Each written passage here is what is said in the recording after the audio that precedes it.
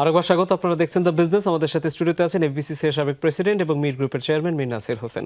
আমি বলছিলাম rapid fire প্রশ্ন করবো, আপনাকে আগেও করেছি, আজকেও নতুন 10টা প্রশ্ন, কিন্তু তারা একটু নতুনভাবে উত্তর চায়। র্যাপিড ফায়ার মানে এক কথায় উত্তর, আমরা একেবারে এক কথাতেই রাখবো উত্তরগুলো।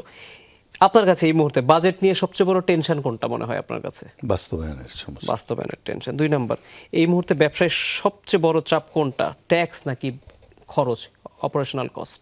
ট্যাক্স একটা বড় সবচেয়ে। তৃতীয় প্রশ্ন করতে চাই, রাজস্ব খাতে সম্পূর্ণ অটোমেশনের কথা বলা হচ্ছে, এটা কি টেনশন নাকি সম্ভাবনা? সম্ভাবনা। পরের প্রশ্ন, আগে কি যাচাই করতেন সেটা জানতে চাই না, কিন্তু এই মুহূর্তে জানতে চাই, এই মুহূর্তে আপনি বিনিয়োগ করার আগে কি যাচাই করেন সবার আগে? প্রথম হলো আমি গ্যাস পাবো কিনা। গ্যাসের এত টেনশন? অবশ্যই।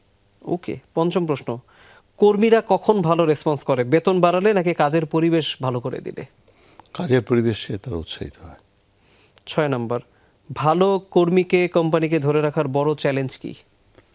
চ্যালেঞ্জ হচ্ছিল তার যে কর্মীটাকে যাতে কোম্পানির প্রতি অ্যাট্রাক্টেড হয় সেরকম এনাবেলিং এনভায়রনমেন্ট তৈরি করা। ওকে। 7 নম্বর প্রশ্ন, ব্যবসায়ীদের নেতা হওয়া যায় কিভাবে? আপনি তো ব্যবসায়ীদের নেতা হয়েছিলেন, তারা জানতে চায় ব্যবসায়ীদের নেতা কিভাবে হয়? আগে ব্যবসায়ী হোক, তারপরে নেতা চিন্তা করা উচিত। কিন্তু হয়টা কিভাবে আমিও জানতে চাই। না, ব্যবসায়ী না হলে ভালো ধরেন ব্যবসায়ী, যে ব্যবসায়ী, সে নেতা হবে কিভাবে? নেতা হলে তার নেতৃত্ব দেওয়ার গুণাবলী থাকতে হবে, ন্যাক থাকতে হবে। ওকে। এই যন্ত্রণার এবার মানসিকতাও থাকতে হবে। ওই তো বললাম তো, যে জিনিসটা হচ্ছিল যে নেতা হলে তার যে চ্যালেঞ্জগুলি সেটা তাকে মূল্যায়ন করতে হবে, সেই দিকে পদক্ষেপ দেবে কিনা, তাকে মানুষের জন্য কাজ করতে, মানুষের সমালোচনা, মানুষের প্রয়োজন মেটানোর মানে মন মানসিকতা থাকতে হবে, কারণ তাদের মেম্বারদের বিশেষ করে সেটা না থাকলে তো পারবে না সে। ওকে, এভাবে ব্যবসায়ী নেতা হওয়া যায়। যারা দরকার উত্তর তারা পেয়েছেন। পরের প্রশ্ন, কিভাবে কঠিন সময়ে ভালো সিদ্ধান্ত নেওয়া যায়? মাথা ঠান্ডা করে চিন্তা করে সিদ্ধান্ত নিতে হবে। 9 নম্বর, নেক্সট জেনারেশনের কাছে ব্যবসা স্থানান্তরের সবচেয়ে বড় টেনশন কি? Technological evolution. কেন? তারা তো টেকনোলজিক্যালি ইভলভ থাকে। ওইটা প্রতিনিয়ত টেকনোলজি চেঞ্জ হচ্ছে, তার থেকে অ্যাডাপশন, তাকে আপনার ফেসিলিটেট করছে কিনা, কান্ট্রি ফেসিলিটেট করছে, আপনার গ্রামে একজন ফ্রিল্যান্সিং করছে, তার জন্য আপনি ইন্টারনেট ফ্রি সে পাচ্ছে কিনা, নিরবিচ্ছিন্ন পাচ্ছে কিনা, কেন তার সাথে একটু ফরেন কারেন্সি আর্নিং জড়িত।